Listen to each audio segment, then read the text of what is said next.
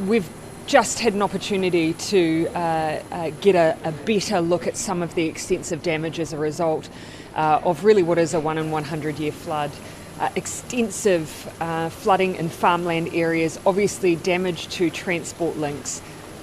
From that aerial view, you just get a sense of the scale. It is quite devastating. In some areas, there's a lot of work for us to do alongside farmers to support them in their recovery. A big clean-up job lies ahead of us.